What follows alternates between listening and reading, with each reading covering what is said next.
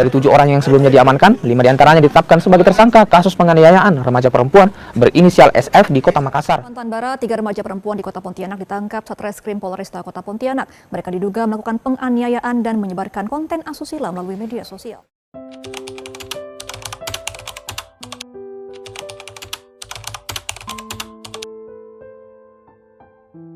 Tindak kriminal tidak hanya dilakukan oleh orang dewasa, tetapi juga anak-anak di bawah umur.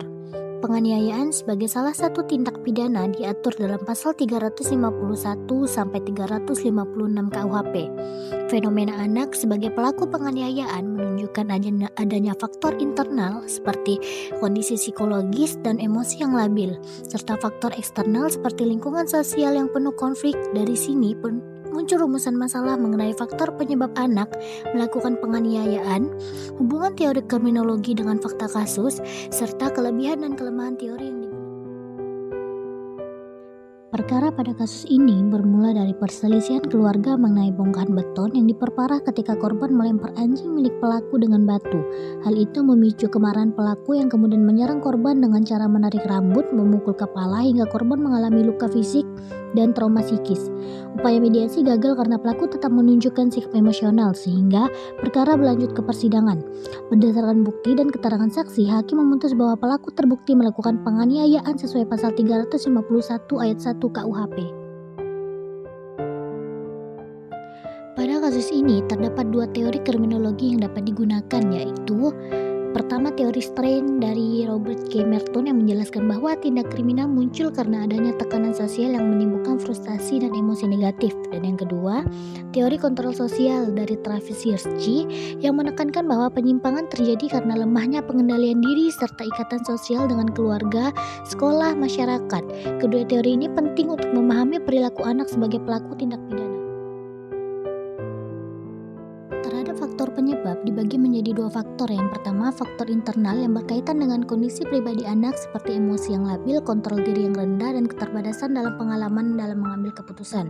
Yang kedua, faktor eksternal muncul dari lingkungan, misalnya konflik berkepanjangan antar keluarga dan situasi pemicu saat anjing pemilik pelaku dilempari batu oleh korban. Kombinasi dari faktor-faktor inilah yang mendorong anak melakukan penganiayaan.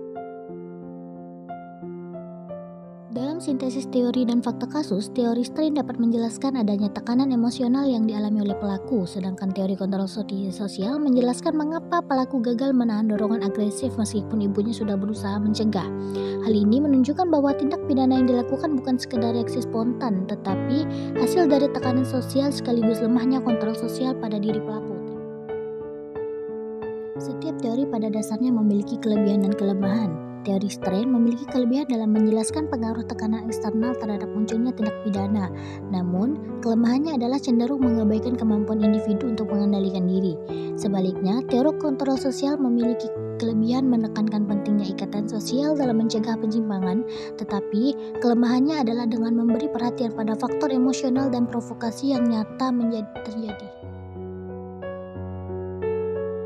Dalam upaya penanggulangan, strategi yang ditawarkan meliputi pendekatan preemptif dengan sosialisasi tentang bahaya kenakalan anak, preventif dengan memperkuat pendidikan karakter dan ikatan sosial anak di sekolah maupun keluarga, serta represif melalui penegakan hukum yang berbasis restoratif justice. Kebijakan kriminal juga perlu diarahkan pada pemberdayaan anak melalui sarana positif sekaligus memperkuat ikatan keluarga dan masyarakat agar anak tidak merasa tertekan dan tetap terkendali dalam lingkungannya.